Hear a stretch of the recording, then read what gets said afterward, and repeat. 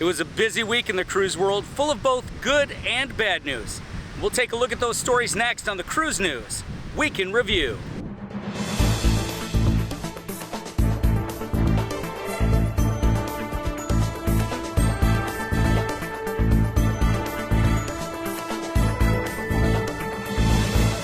Welcome to the Cruise World. I'm Mark. Thanks for tuning in.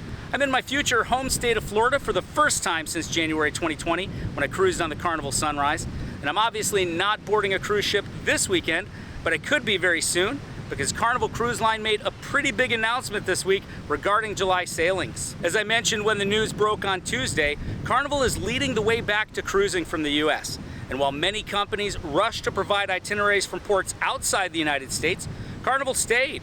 And this week they announced that they plan to resume cruising the Carnival Vista on July 3rd from Galveston, and the Horizon will sail from Miami on July 4th with Carnival Ambassador John Heald on board. The Breeze is also set to begin sailing from Galveston later in July, and if a solution to the Alaska cruising situation is found, more on that later, Miracle will sail from Seattle.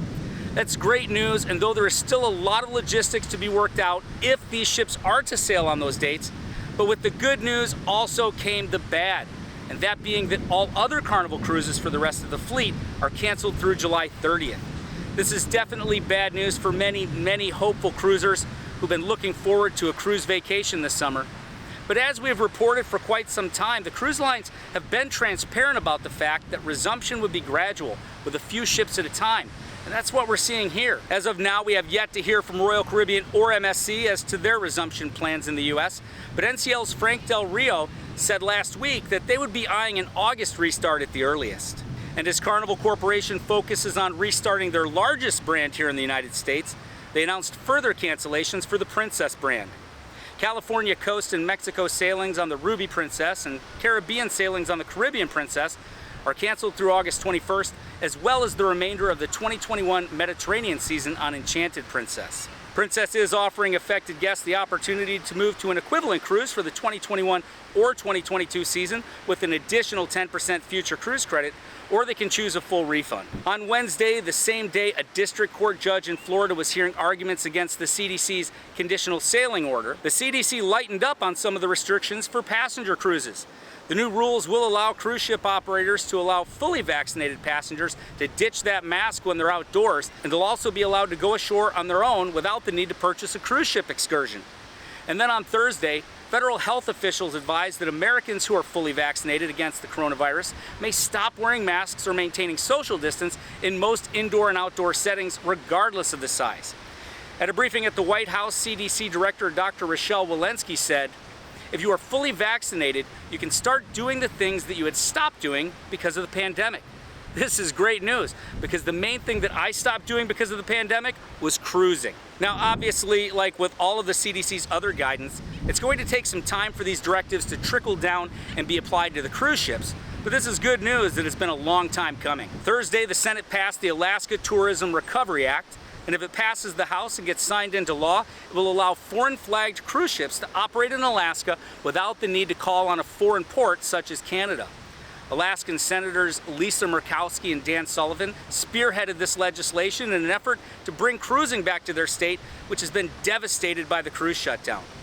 We already know that Carnival is hoping to sail in Alaska as early as the end of July, and I know the other cruise lines would love an opportunity to resume sailing there as well.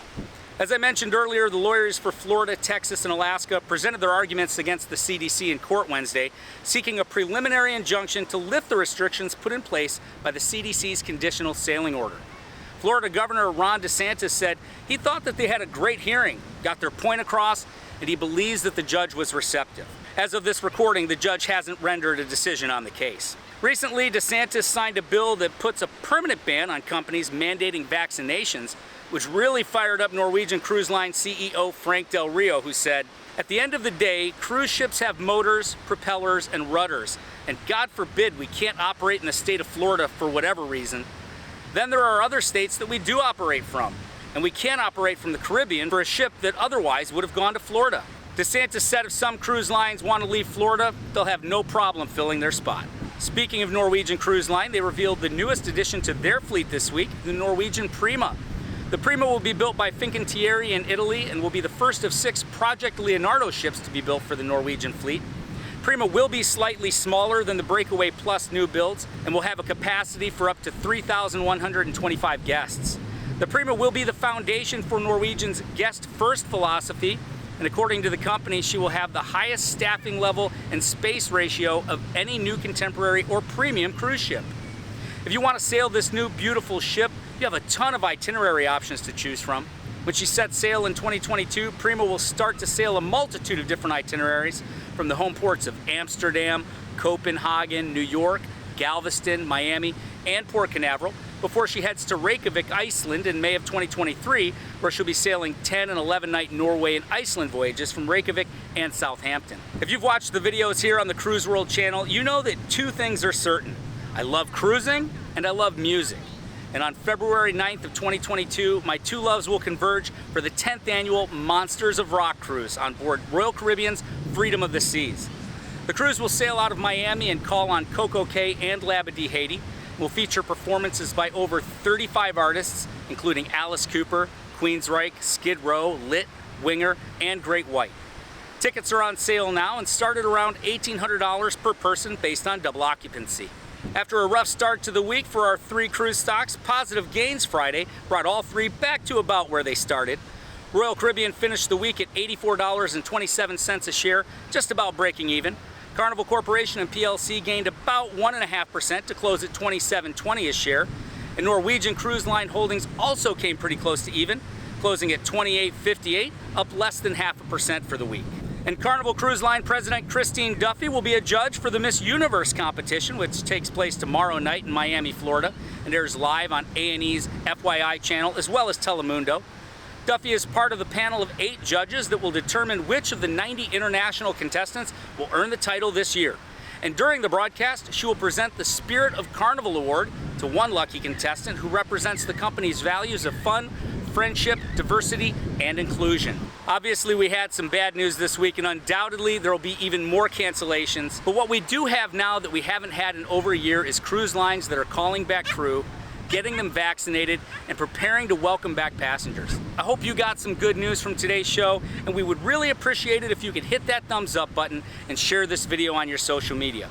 It really helps us out. You know, one of my favorite TV shows when I was a kid taught me that you take the good, you take the bad, you take them both, and there you have the facts of life. And another fact is that life is short and cruising is fun.